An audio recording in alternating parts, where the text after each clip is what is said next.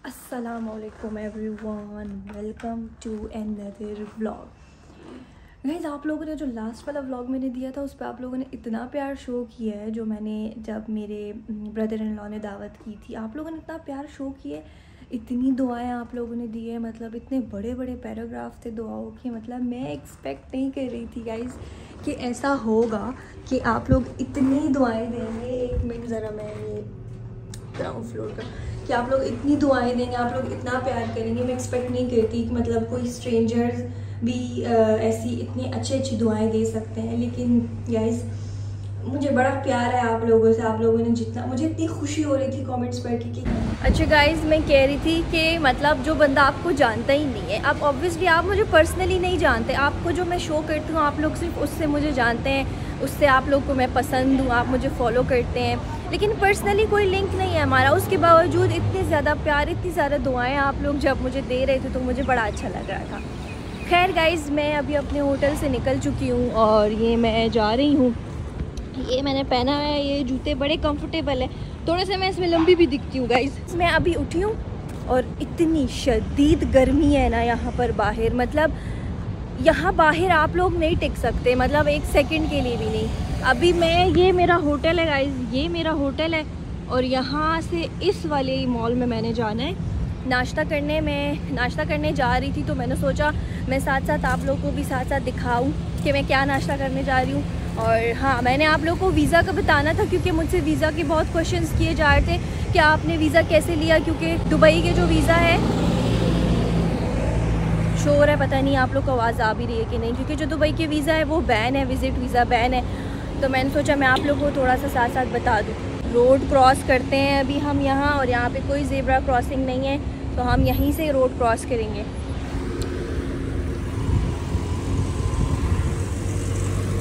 अच्छा guys, Dubai की ख़ास बात ये, जब आप रोड क्रॉस करते हैं ना तो गाड़ी रुक जाती है आपके लिए। बस कुछ भी हो जाए गाड़ी ने रुकना ही है आपके लिए हर हाल में। यहाँ पर ज़ीब्रा क्रॉसिंग नहीं है इसलिए मैं थोड़ा सा ध्यान से जाऊँगी। चलिए गाइस, ना इस तरफ गाड़ी है ना इस तरफ गाड़ी है, तो हम चले जाते हैं। जल्दी से मॉल के अंदर जाते हैं क्योंकि मेरा तो काली होके वापस आऊँगी। मैं जितनी चिट्टी होके आई थी ना दुबई, उतनी ही मैं काली होके जाऊँगी यहाँ से। यहाँ से हम अंदर जाते हैं।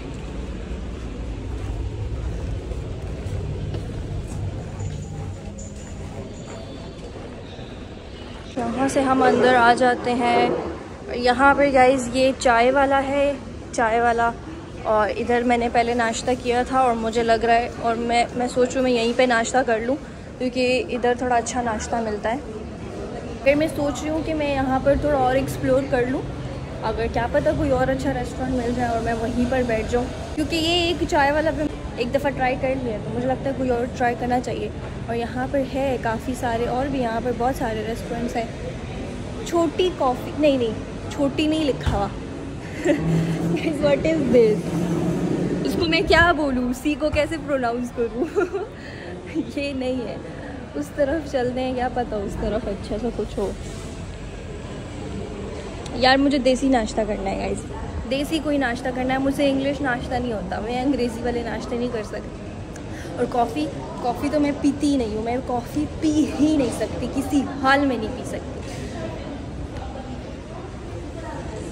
यहाँ पर चेक करते हैं। अच्छा गाइस, यहाँ पर मैं आई हूँ लेकिन यहाँ पर सिर्फ इंग्लिश खाना था और उसमें पता नहीं क्या क्या था, मुझे समझ भी नहीं आ रही थी, इसलिए यहाँ पर तो नहीं। और खाना खाने के बाद मैं ज़रा इधर भी आ जाऊँगी स्टोर में, मैं कुछ अपने लिए चिप्स ले लूँगी। ताहा होता नहीं है सारा दिन, वो शाम को मुझे पिक करने आता है, फिर हम बाहर जाते हैं कहीं घूम फिर के, फिर वो मुझे दोबारा ड्रॉप करता है, ख़ुद चला जाता है और मैं सारा दिन अकेली होती हूँ यही भी इधर उधर। फिर आज मैं खुद ही निकल आई कि भाई चलो खुद ही एक्सप्लोर कर लेते हैं। खैर गाइस, वीज़े की डिस्कशन करते हैं, ठीक है, वीज़ा इज़ इम्पॉर्टेंट, लेकिन वो डिस्कशन थोड़ा सा, मैं कोई रेस्टोरेंट ढूंढ लूँ ना, फिर हम बैठ के ज़रा आराम से करेंगे। तो मुझे रेस्टोरेंट नहीं मिल रहा यार। गाइस मुझे लगता है आखिर में मुझे चाय वाला पर ही बैठना पड़ेगा, क्योंकि सिर्फ उधर ही है। गाइस चाय वाला पर ही बैठ जाऊँगी मैं। एक चिकन टिक्का ऑमलेट सैंडविच मंगवाया है और साथ में मैंने चाय मंगवाई है। ट्राई करते हैं कि ये कैसा है। बहुत ही नरम है ये तो यार। अच्छा गाइस, मुझे नहीं पता मैं कैसे आ रही हूँ इसमें और कैसे नहीं आ रही, बट मैं सोचा मैं आप लोग को थोड़ा सा ट्राई करके बताऊँ मेरा सैंडविच। और स्टोरी भी हम स्टार्ट कर देते हैं अपनी। यार टिक्का तो उसके अंदर है ही नहीं। उसने बोला था चिकन टिक्का ऑमलेट सैंडविच है, उसके अंदर तो टिक्का है ही नहीं, तश ऑमलेट डाला है।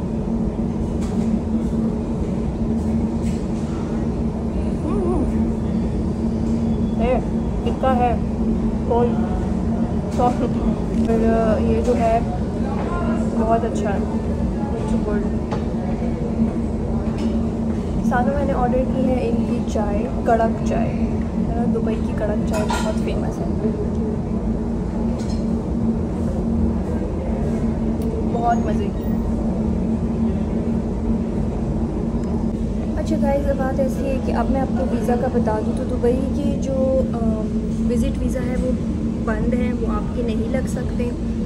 लेकिन मैंने सुना था, मुझे तहा नहीं बताया था कि अगर यहाँ पर आपका कोई रहने वाला है, जैसे कि दोस्त है, भाई है, बहन है, जो भी है आपका, तो वो आपको स्पॉन्सर कर सकता है। और स्पॉन्सर वो आपको करेगा तो आपकी पूरी ज़िम्मेदारी लेगा और फिर आपका वीज़ा लग सकता है। लेकिन उसकी भी मुझे कोई ख़ास गारंटी नहीं है।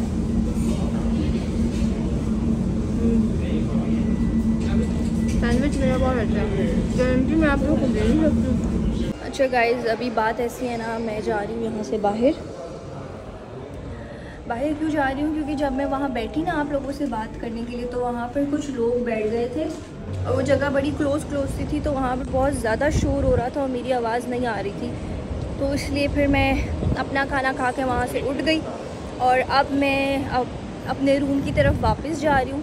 इतनी सख्त गर्मी में और मेरी चाय, गाइस चेक करें आप, प्यार चेक करें आप मेरा चाय से। रोड क्रॉस करते हैं, जल्दी जल्दी जल्दी जल्दी जल्दी जल्दी। ये मैं अपनी चाय इतनी सख्त गर्मी में लेके जा रही हूँ। अच्छा गाइस, अब क्या रूम में जाके फिर मैं आप लोग को किस्सा सुनाऊँ, लेकिन खैर चले जाते जाते मैं आप लोग को बता दूँ कि आप लोग को कोई स्पॉन्सर करेगा यहाँ से तो आपका शायद वीज़ा लग सके, उसका भी मुझे कंफर्म नहीं पता। उसके अलावा विज़िट वीज़ा तो है ही बैन ना उसका तो। और ख़ासकर जो 40 से अंडर होते हैं ना, जो 40 से अबव होते हैं उनका तो लग जाता है इजीली, क्योंकि वो थोड़ा ओल्ड एज में आते हैं। लेकिन जो जवान लोग हैं उनका नहीं लग रहा वीज़ा। अब बात आती है मेरे वीज़े की, तो जो मेरा वीज़ा है ना गाइस, वो मैंने लगाया है रेजिडेंट वीज़ा। मेरा वीज़ा ताहा ने लगाया है और वो तो मेरा तो बड़ा इजीली वीज़ा लग गया था, क्योंकि मैंने स्पाउस वीज़े के लिए अप्लाई किया था। वो तो बड़ा इजीली लग जाता है, तो इतना कुछ करना भी नहीं पड़ा था मुझे। होटल आ गए हम वापस।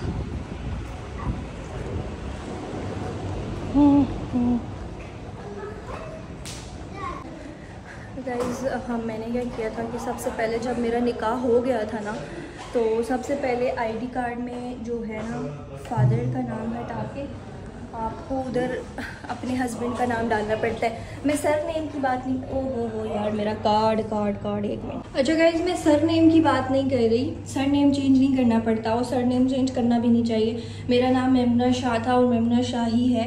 आपको सिर्फ वहाँ पर आपके फादर का नाम लिखा होता है, आपको फादर का नाम चेंज करके हस्बैंड का नाम लगवाना पड़ता है। जब आप ID कार्ड चेंज कर लेंगे ना, 4 आ गए हैं, मैं रूम में आ गई हूँ और मेरी बात सुने। मैं बाहर नाश्ता करने गई थी कि मैं बाहर नाश्ता करने जाऊँगी, तो पीछे से जो रूम क्लीनिंग वाले हैं वो रूम क्लीन कर लेंगे, ठीक है। तो मैं 2 घंटे बाहर रहूँगी तो भाई चलो रूम क्लीन हो जाएगा। और मैं जाते जाते कह के गई थी मेरा रूम क्लीन कर देना। मैं वापस आई हूँ, मेरा रूम क्लीन ही नहीं है, वो दूसरे रूम क्लीन कर रहा था। मुझे मसला ये होता है ना कि जब मैं रूम में होती हूँ ना, फिर जब वो क्लीनिंग के लिए आता है फिर मुझे लॉबी में बैठना पड़ता है, क्योंकि रूम में बैठना अच्छा लगता नहीं है। अब मुझे लॉबी में बैठना पड़ेगा। अच्छा गाइस, वैसे रूम ज़्यादा ठीक है, बड़े आराम से मैं यहाँ बैठ के आप लोग को चाय पीते पीते स्टोरी बता दूँगी। तो गाइस बात ये है कि फिर मैंने अपना आईडी कार्ड चेंज किया और अपना सर नेम मेरा वही था और फादर नेम चेंज किया। और फिर अब हमारे दिमाग में नहीं था कि यार आईडी कार्ड तो चेंज कर लिया तो पासपोर्ट चेंज करना भी ज़रूरी है। फिर क्या हुआ कि मुझे मेरी बहन ने बताया पासपोर्ट चेंज किया। मैं कहा ओह, मैंने पासपोर्ट तो अरे चेंज ही नहीं किया। फिर मैं पासपोर्ट चेंज करवाने गई, दोनों चीज़ें मेरे एक हफ़्ते के अंदर आ गई क्योंकि मैंने अर्जेंट अप्लाई किया था। मेरा पासपोर्ट भी आ गया एक हफ़्ते में। फिर उसके बाद जो मेरा निकाह नामा है ना, वो अटेस्ट करवाना था मोफा से, मिनिस्ट्री ऑफ फॉरेन अफेयर्स से पाकिस्तान। तो फिर मैं वहाँ पर गई। वहाँ पर गाइज मैं आप लोग को सजेस्ट करूँगी, मतलब जो लड़कियाँ स्पाउस वीज़े के लिए अप्लाई करना चाहती हैं, आप लोग खुद जाए, ठीक है। अपने हस्बैंड को मत भेजें, अपने फादर भाई किसी को मत भेजें, क्योंकि वहाँ पर सबसे पहले तो वो मर्दों को अंदर जाने ही नहीं देते, ठीक है। अगर वो जाने दे भी देना तो उनकी इतनी बड़ी बड़ी लाइनें उन्होंने लगवाई होती है कि आपका पूरा दिन वहाँ ज़ाया हो जाता है। लेकिन औरतों को एक तो वो अंदर जाने देते हैं और औरतों की कोई लाइन नहीं है, उनका फ़ौरन वो काम कर देते हैं। तो मैं अंदर गई, मुझे तो समझ ही नहीं आ रही थी यहाँ पर क्या करना है। फिर मैंने गाइडेंस ली, किसी एक और लड़की थी वहाँ पर मेरे साथ, वो भी स्पाउस वीज़े के लिए अप्लाई करने आई थी। तो फिर हम दोनों ने साथ मिलकर जो है अप्लाई किया। हमने वहाँ पर जो सारा सीन होता है, जितने भी उसके रूल्स थे वो सारे किए हमने। फिर अटेस्टेशन के लिए मैंने डॉक्यूमेंट दे दिया। उन्होंने कहा 3 घंटे में आपको डॉक्यूमेंट मिल जाएगा। मैं वापस घर आ गई क्योंकि मैं तो इस्लामाबाद में ही रहती हूँ और मोफा मेरे ख्याल से इस्लामाबाद, कराची और लाहौर में या किसी और शहर में शायद हो, मुझे नहीं पता, लेकिन इन तीनों शहरों का मुझे पता है इसमें है। तो फिर मैंने अप्लाई किया, मैं वापस घर चली गई और फिर उसको पिक करने मेरा भाई आया था। उसको मैंने टोकन नंबर दे दिया था और उसने पिक कर लिया था।